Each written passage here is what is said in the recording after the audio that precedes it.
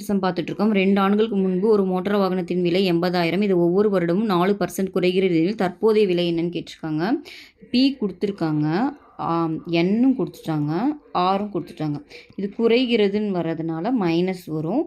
இது வந்து compound இன்ட்ரெஸ்ட்டோட application தான். அப்போ நம்ம எப்படி போடுவோம்? A = P × 1 மைனஸ் இங்கே குறைகிறதுன்றதுனால மைனஸ் போடுறோம்.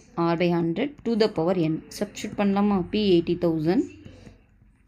ஆர் வந்து பார்த்திங்கன்னா 4/100, என் வந்து 2. ஓகேவா? 4 இதில் கேன்சல் பண்ணிங்கன்னா 4 டேபிள் இங்கே 25ன்னு வரும்.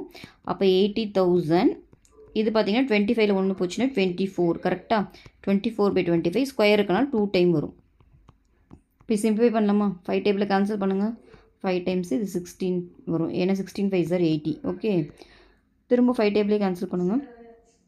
என்ன வரும்? 3 5 15, 10 20, 3,200ன்னு வருது.